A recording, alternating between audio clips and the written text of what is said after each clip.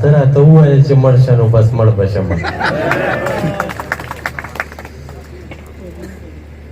دا زړه مې غواړي چې له تا سره واده وکړمه.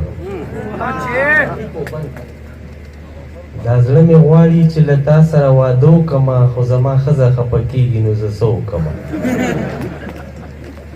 دا زړه مې غواړي چې له تا سره واده وکړمه، خو زما ښځه خفه کېږي نو زه څه وکړمه. او هغه یوې هم راته ځان نه سم میړه جوړ کړی، نو څه کې یو میړه د پاسه بل میړه وکړمه.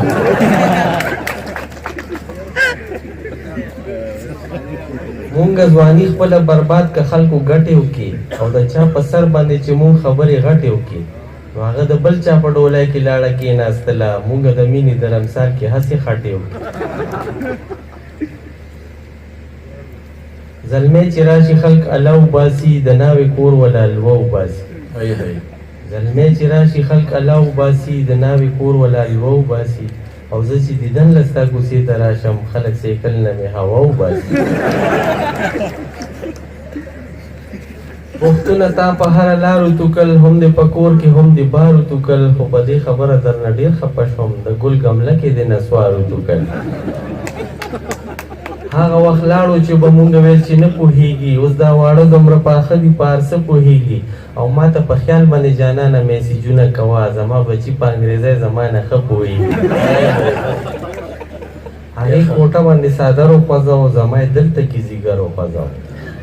هغې کوټه باندې څادر وخوځوه، زما یې دلته کې ځیګر وخوځوه. او چې مې اظهار ورته د مینې وکړو، هغې د غوا په شانې سر وخوځوه.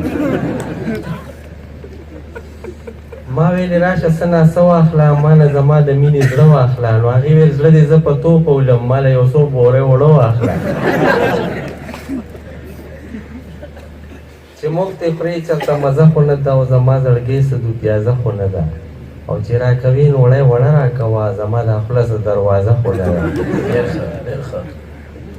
تا سره په ور کې جوړ تازه کې پاتې شوی دی، تا سره په ور کې جوړ تازه کې پاتې شوی دی، او زړه مې ستا د کور په دروازه کې پاتې شوی دی.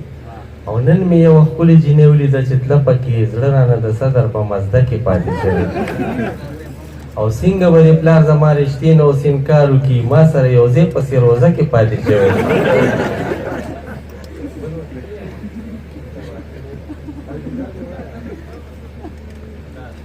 بل پیروډ یې ته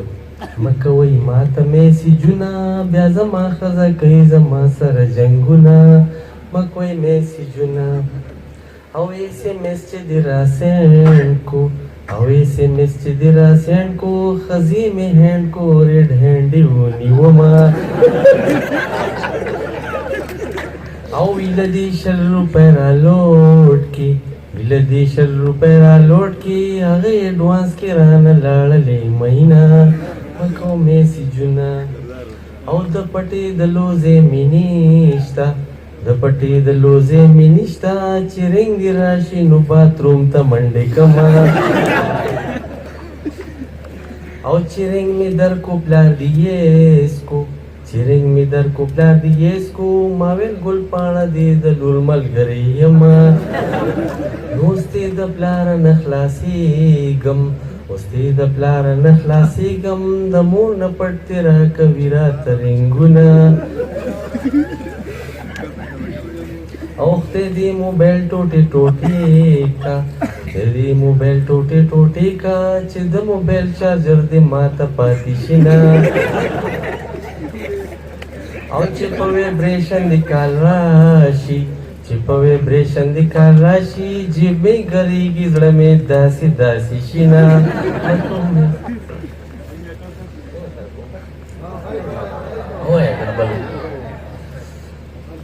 یو سندره ده که دې مینې ته زړه کېږي نو راځه راځه. زه ته وایم خو زما لږ مری خراب ده، تاسو به راسره بیا اخري شعر وایي ټیک ده، صرف به دا وایي نو راځه راځه. دا په مزل که ستړی کېږي نو راځه راځه، که خرګاډي کې سورېږي نو راځه راځه. اوس وایي نو راځه راځه، نو راځه راځه، نو راځه راځه.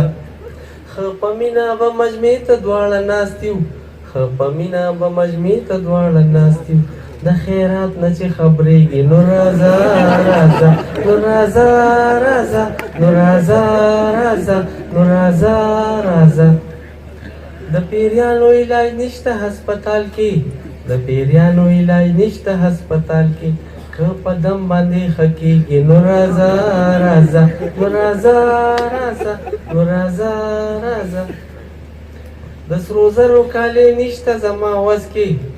د سرو زرو کالي نشته زما وس کې او کوم داسې ناوې کېږي نو راځه راځه نو راځه راځه لاندې ګاډي کې خو زه د ناستې نشته لاندې ګاډي کې خو زه د ناستې نشته بره چت تک راخیږي نو راځه راځه او څلور خویندې او دوه میندې مې په کور دي دا ګورې داسې ګپ لګوم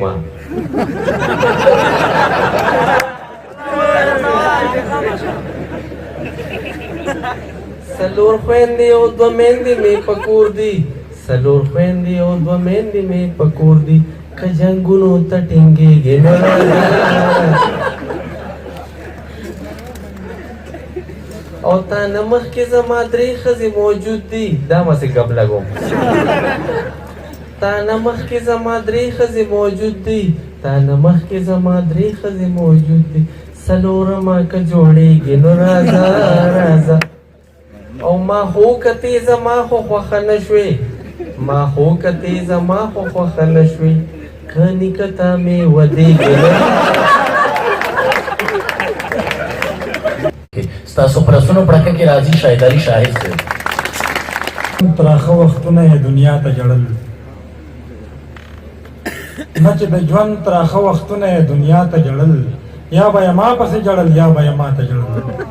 ډېر ښه ډېر ښه دلته ما بندې دروازې ته سولې اوښکې دلته ما بندې دروازې ته سولې اوښکې هلته کې هغې لیونۍ د ور نه شاته جړل ډېر ښه ډېر ښه محنت مې ځای ونیو خپلو دعاګانو راکړې محنت مې ځای ونیو خپلو دعاګانو راکړې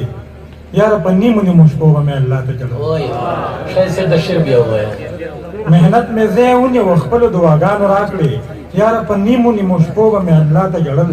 اوس چې ته جاړې نو ما هم ځان سره وجړوې اوس چې ته جاړې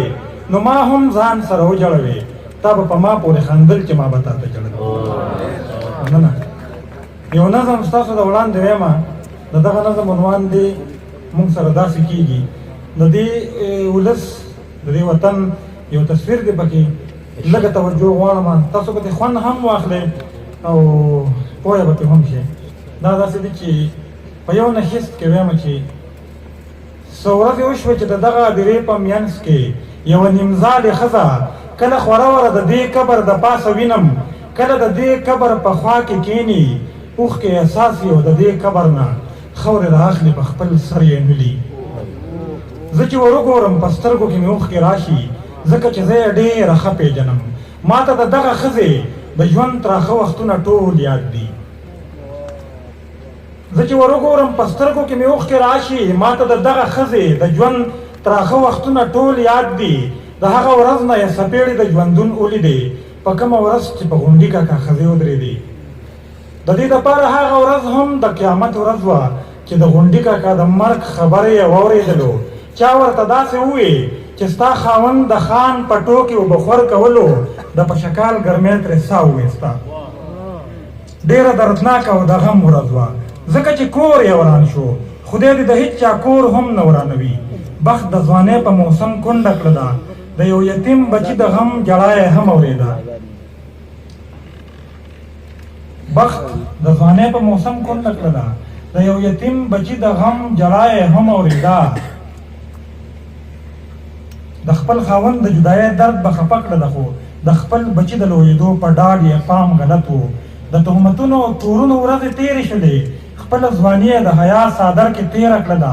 دا مشینګره ښځه کلي کې هر چا پېژنده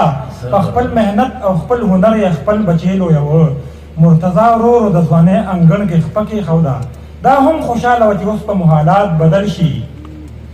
یو ورځ داسې وه چې دې د چا جامې ګنډلې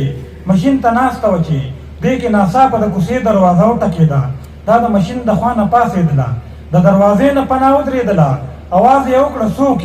کور کې څوک نشته ستا جواب پرېږده چا د بهر نه ورته داسې ووي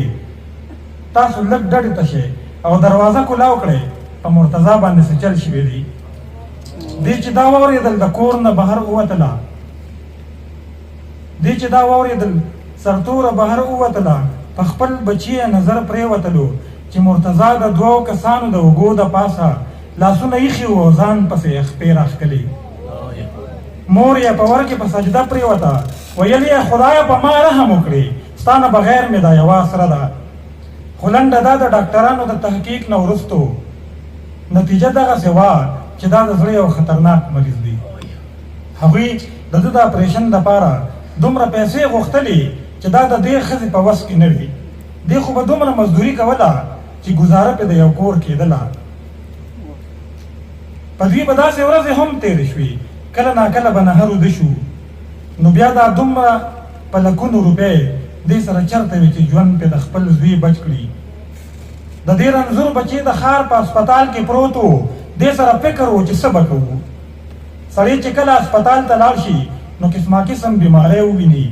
دې هسپتال کې د یو خان بیبي هم په کشمکش کې د ژوندون پرته وه هغه ته هم د ډاکټرانو لخوا ویل شوي و چې ستا د بیبي دواړه ګردې د سره کار نه کوي که چېرې ژوند یې غواړې یوه ګرده ورته په بیه واخله د خان چمچې په هسپتال کې ګیر چاپیر ګرځېدې څوک د پیسو ضرورتمن یې کته د مرتضی مور چې خبر د دې خبرې نه شوه نو زر یې غاړه ورته کېښودله خو د ګردې بدله کې دومره پیسې هغې د خان صاحب نه وغوښتلې څومره پیسې چې دې نه د مرتضی د اپریشن دپاره په هسپتال کې ډاکټرانو غوښتې هغه ویل ټیک ته زه انکار نه کوم خان ورته ځکه غاړه کېښودله چې دا پیسې د خان صاحب دپاره ډېرې نه وې بلې یې د ښځې زندګي بچ کېده د مرتضی د مور جذبې ته سلام زړه کې اصلي کې محبت د خپل بچي وهلې په خان د خپل وجود ګرده خرڅوي پیسې ګرده یې خرڅ کړه په خان پیسې یې واغېستلې ګرده یې خرڅ کړه په خان پیسې یې واغېستلې خان چې پیسې کله شمېرلې دې ته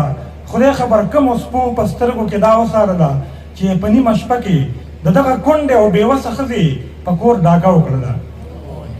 داسې د خدای نه باغیان په دې خبره هېڅ یقین نه لري چې موږ به مرو او بیا به مخې ته د رب ودرېږو که دا یقین یې لره بیا به لمبې د دوی ذهنونو کې د ظلم نه وي دې مشینګرې ورته ډېر زیات منتونه وکړل چې د الله دپاره زما د کونډې هېڅ اسره نشته دی د خپل بدن غوښې مې خرڅې کړلې د خپل بچي د اپریشن دپاره د خپل بدن غوښې مې خرڅې کړلې د خدای د لویه نومه ویرېږئ زما وړوکې کورګې مه ورانوئ هغوی د دې په ژړا نه ترسېدل د انساني سرمن په ښکلي رنګ کې پټ ډېر بېرحمه ځناور و هغه په کنداغونو یې راګیره کړله ټولې پیسې یې ترېنه واخیستلې دا چې د کم قبر د پاسه رغړي دا داسې ځکه کوي دا چې د کم قبر د پاسه رغړي دا داسې ځکه کوي چې د زوی د اپریشن دپاره خپله ګرده خرڅه کړه او زوی یې هم په هسپتال کې بې علاجه مړ شو مننه